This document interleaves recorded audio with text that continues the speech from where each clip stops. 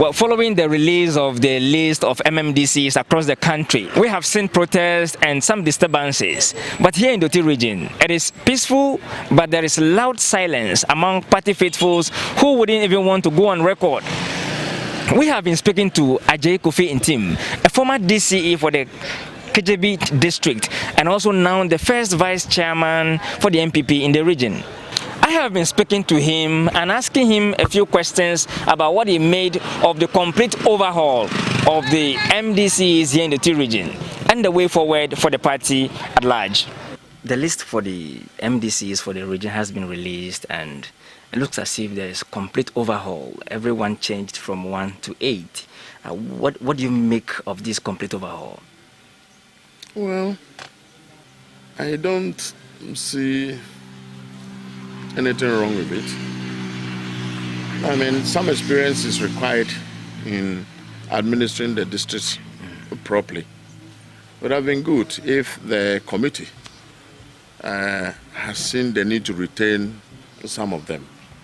But if in the wisdom of the committee we want to give the opportunity to others, I think there is nothing wrong with it.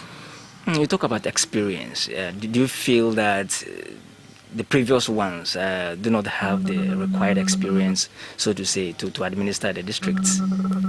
I do. The point is that they were given the opportunity to work for 4 years. And so from point 1 in 2016, everyone was appointed by the president to take up some duties or to be in charge of the administration of a metropolitan, municipal and district assembly. You should know that at the end of the 4 years, if you are going to be reappointed, they are going to look into the kind of job that you did, how hard you worked, and if the government is convinced that you worked hard enough, you'll be retained. It's not an indictment, first on the party and on your appointees not to have done so well to merit a second term. Oh, no, not at all. Look, if you take a party like the MPP, there are millions of qualified people in our system. MPP is not a party where you remain at one position forever. So don't think about some MMDC working and being retained. Some of them have really graduated up. The Central Regional Minister, for instance, was a district chief executive in Swedro or something, a lady. She's not the regional minister. And so if the government in the same wisdom thinks that it should be replaced, so be it. But your time, you were a 2-term straight DC for the Agyei district. That boosted your CV and you could boast proudly that you were 2-term DC. Yes. Same could have applied to them. What do you make of that? I think I worked really hard. And the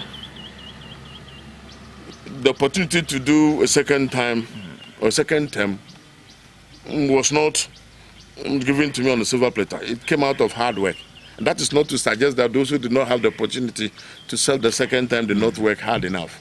Let's talk about the work of the committee in the region, at least for which you are the first vice chairman. What do you make of the quality of work done? Did they do a meticulous job? I believe that they gave us the best. Right. My encounter with some party bigwigs show that they have reservation about the quality of the outgone MDCs. Being an experienced man, maybe worked around local governance and all that, did you have the same feeling that the quality was thereof lacking? My friend, you cannot get 100% situation in all of this. It's difficult for me to lump them all together and say the MMDCs for the first term were good or they are not good, but I think there are good ones. And of course, there are a good number who I think did not also do well. Yes. All right. There's this loud silence I feel. People, we have seen agitations elsewhere, but the Oti region, the sentiments on the ground, people have their reservations. What does it mean for the party going forward? What it means for the party going forward is that the leadership of the party in the Oti region and the constituencies have succeeded in massaging the issues that are likely to crop up after the nominations before the announcement. Simply put, the whole thing, the hula baloo and all that was nipped in the bud. Anybody nominated as DC, what have you, they are all coming to govern or administer their districts in consonance with government policy direction. And so if the president thinks that this is the man who falls in line to follow my policies and my direction to make my administration successful, who are you to say no?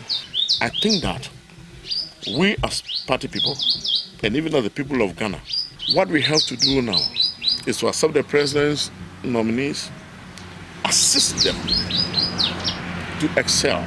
Instead of arguing and challenging and demonstrating, let us see what we can do to support them and assist them to excel. Because this administration is a very difficult thing. They all have to put their hands to the race to make them successful. Breaking the 8 and the performance of the MPP in the Oti region. In fact, the only seat you had, you lost it. Yes. And what do you make of that? In fact, what happened and what do you make of that going forward vis-a-vis breaking the 8? That is a very unfortunate situation. As a matter of fact, there was a major appreciation in the popular vote. If you look at, and when we were part of Oti Region, look at the votes that we got from this area, and look at what votes we got for the president this time around. There was an appreciation. Some appreciation. But I won't sit here and pretend that all is well. Our inability to win a seat in the region is so disgraceful. And it's not a thing anybody is proud about. But there were good reasons why we didn't get any seat at all.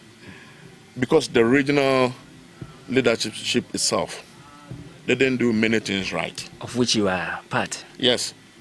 I think that we went into the election without any corporate strategy. And if you don't go into election with any strategy, how do you expect to win seats? Do you understand? And so what we didn't do right in 2020 elections, if we do those things right this time around, the least we'll get in 2024 election will be 3 seats. That will be the least. Least? Yes. So what happened? I'm curious. What happened such that a whole regional body didn't go into an election with a corporate strategy? Meanwhile, you guys are all old hands in the region. What happened? Those are very serious internal problems. Those are very serious internal problems. And about the party structure, with the new patriotic party, especially at the regional level, it's all about the substantive regional chairman and the direction he wants to go. And that is what has brought us to this level. Well, he didn't steer well. I don't want to talk about those are internal because I don't have to open up my party too much because why? This is a TV program. The opposition will learn from it. This is a political party seeking to serve the interest of the people. If there's problem, you can share with the public. Maybe solutions you are talking will about no. You don't share party problems with the public. You share party problems with party members. So you don't think it is worth sharing? It should be completely out of place for me to wash my dirty linen and dry outside. This one is home matters. So home matters, we talk about home matters at home. When we come to Ghana, of country, administrative issues of this country, socio-economic issues of this country, we can talk about everything. But as for political issues, we don't share them in public. But the MPP is a social entity that people should be open to people. People should come and join and move out. So your issues we should know. So then you are helping me to make my job easy. No, that is why I'm calling upon Ghanaians to join the MPP so that they will get to know issues of the MPP. If you don't tell us, how do we know? We don't want to come and be shocked. You come home to listen to home matters. you don't want us to be outside and listen to home matters. Have you seen some family head sitting at Accra Lorry Park discussing his family issues before?